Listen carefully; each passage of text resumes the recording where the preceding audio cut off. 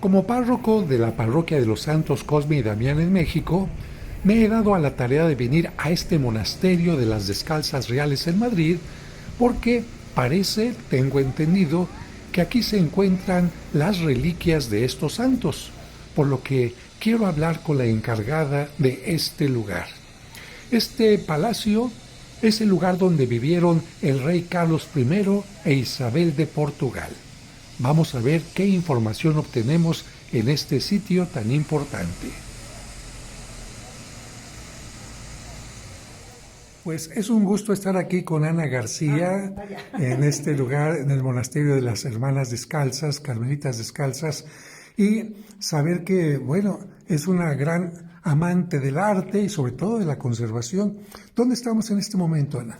Estamos en el relicario del monasterio.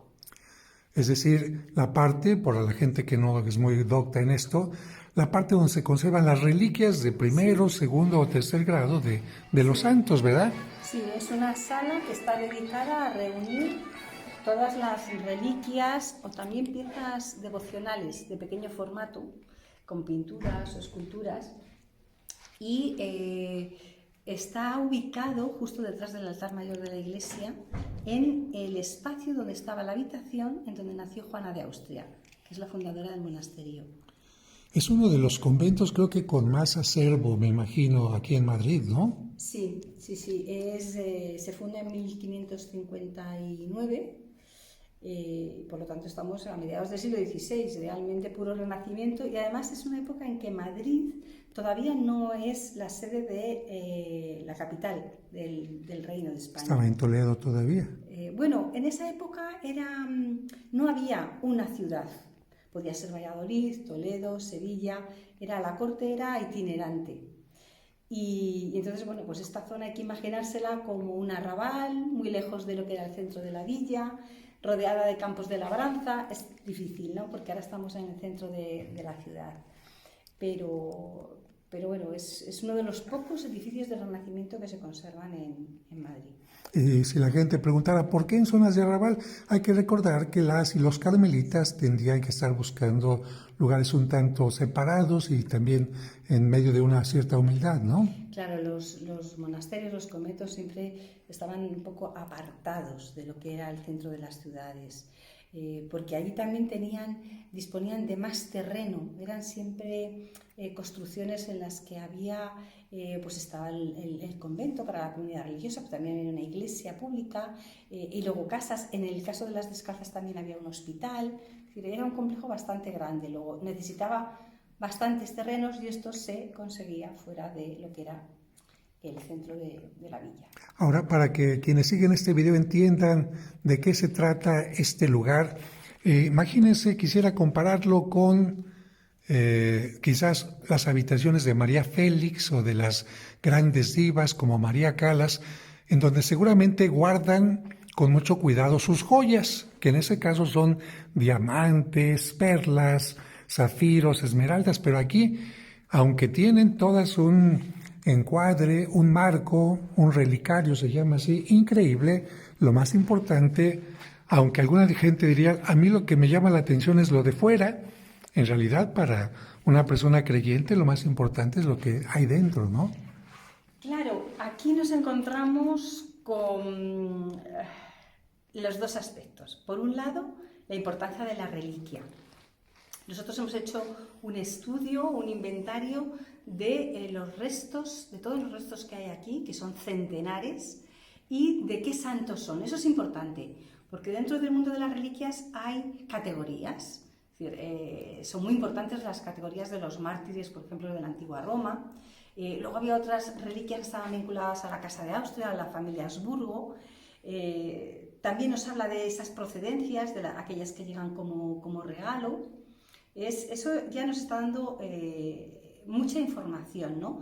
Tenemos que tener en cuenta de la importancia de estos restos como protectores de una dinastía. Y luego, por otro lado, los contenedores, ¿no? Esos ostensorios tan ricos que se hacen es profeso para algunas reliquias, pero también otros que gracias a que dentro de ellos se colocaron reliquias, aunque no surgieron como tales, han llegado hasta nuestros días y son pues joyeros con una decoración totalmente profana, de temas mitológicos a veces, que fueron reutilizados como relicarios, ¿no? Y que se han conservado por este motivo. Desde el punto de vista así de interés de la gente o del interés histórico, ¿cuál sería la reliquia más importante que tienen aquí? Porque en algunos lugares, bueno, sabiendo que hay de primer grado, segundo y tercero, algunos dicen alguna reliquia de la Santa Cruz, de los clavos de Cristo, en fin, o bien de quizás de el patrón protector de la ciudad, cosa semejante. ¿Cuál sería la más? Es muy complicado porque estamos hablando de centenares, puede que incluso lleguemos a más del millar de reliquias. Por supuesto hay el Lignum Crucis, hay varios Lignum Crucis, que siempre era una reliquia muy valorada, pero luego también hay reliquias, como por ejemplo vinculadas a Santa Teresa. Eso es muy importante, además cuentan con su auténtica. Hay una manga del hábito de Santa Teresa, también una alpargata. Estas son reliquias muy curiosas, pero luego también otras reliquias vinculadas a la familia Habsburgo, porque la fundadora pertenecía a esa familia, ¿no? Por ejemplo, la de San Víctor o la de San Valerio. Son reliquias a las que les tienen muchísima devoción la comunidad. Algunos de los jóvenes, cuando me toca dar la plática sobre reliquias, me dicen, pero ¿cómo la alpargata de Santa Teresa?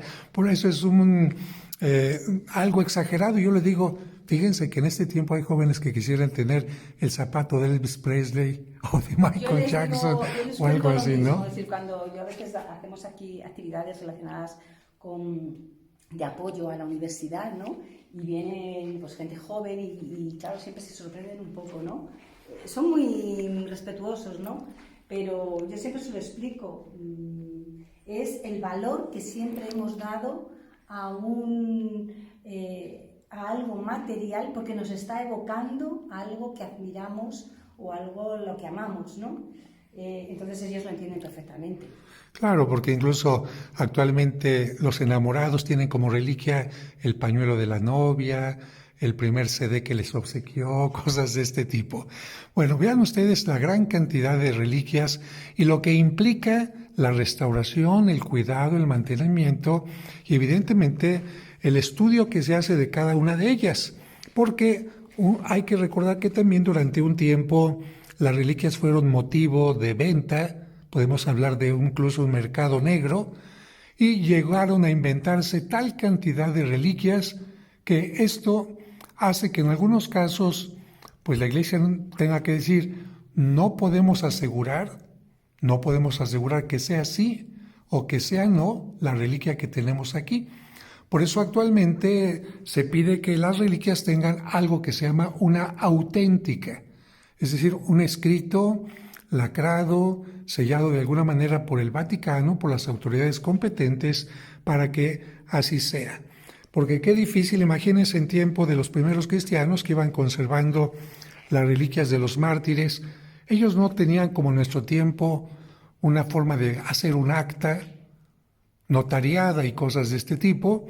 Y actualmente pues ha habido estudios incluso que hacen que personas expertas en necrología, incluso en criminalística, expertas en todo este tipo de análisis de huesos, la prueba del carbono 14, etcétera, traten de investigar si realmente se trata de una reliquia auténtica, ¿no? Pero más allá de eso, todas estas han tenido siempre un culto importante, ¿no? Sí, claro. En el momento, por ejemplo, de la Contrarreforma, en el que la Iglesia Católica pues daba recompensas por salvar reliquias de esos lugares donde había brotes protestantes, ¿no? Pues claro, la picaresca. Cogemos huesos, decimos que son de un santo, nos dan una recompensa. A partir de ese momento, la Iglesia empieza a exigir una auténtica, un documento notarial en el que se diga que esa reliquia es auténtica.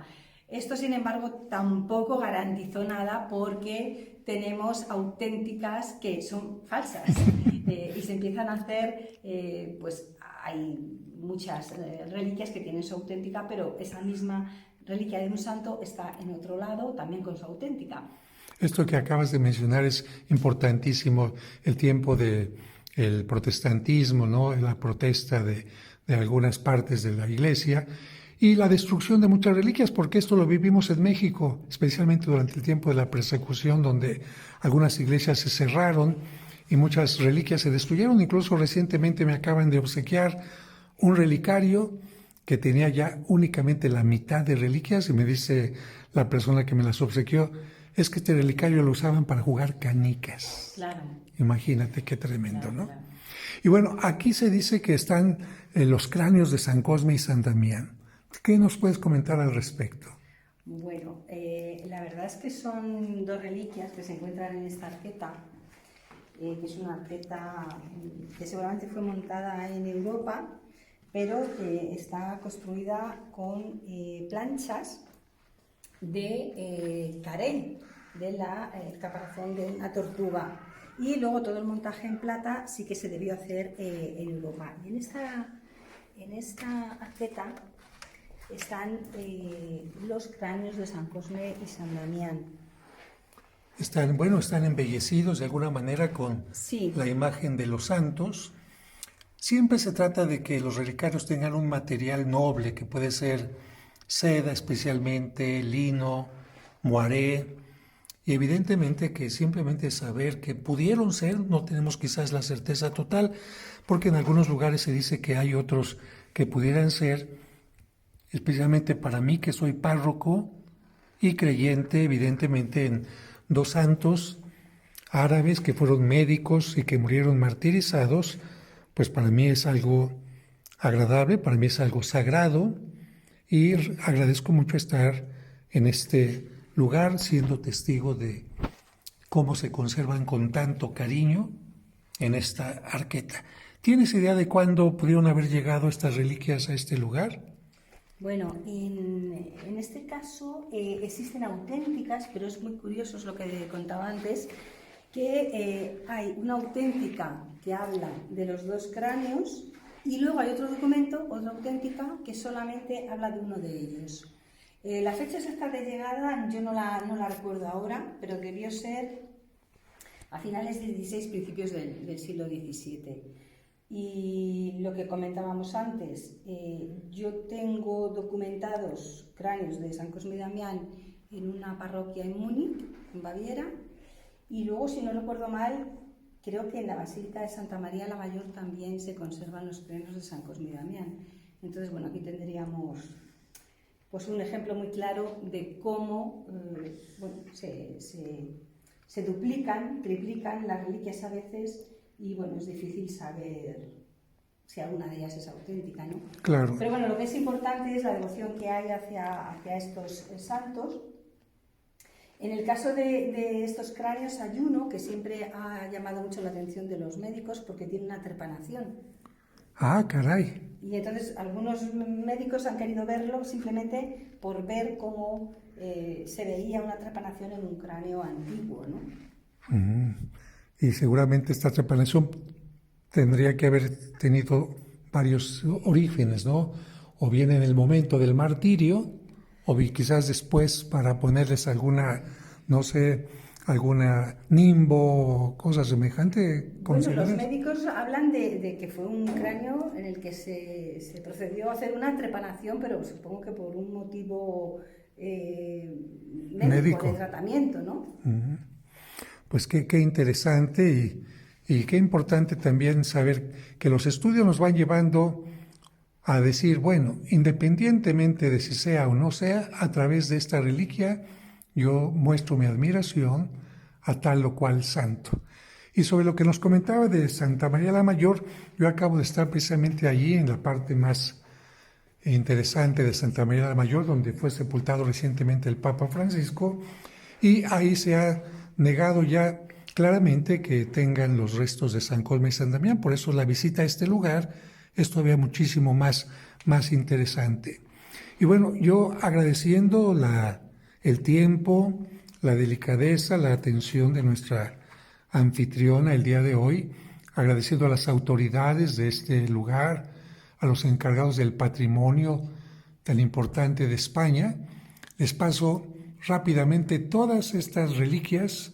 Imagínense lo que sería entrar a cada uno de los relicarios, pero sobre todo aquí se manifiesta el cariño, la fe de los fieles católicos, pero también la calidad de los orfebres, de los que se dedican también al arte de la taracería, los que se dedican a los marfiles y evidentemente a todo un personal artístico que permite que las reliquias tengan la mejor exhibición. ¿Esto sería un relicario de qué? Solamente para concluir.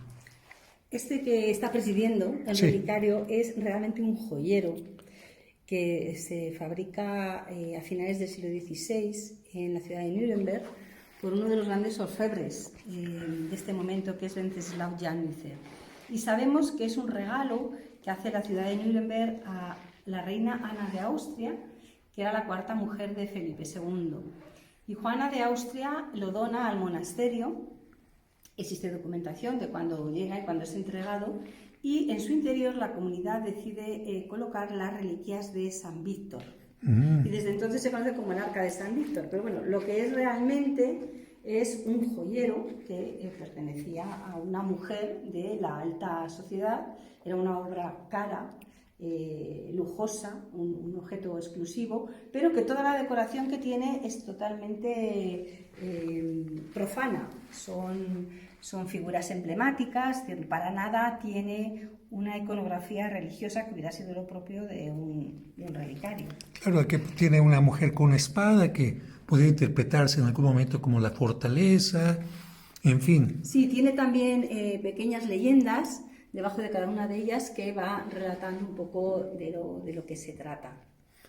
Y como decía hace un momento, pues un joyero y muchas joyas en esta capilla de las reliquias, precisamente detrás del altar mayor de este monasterio tan importante.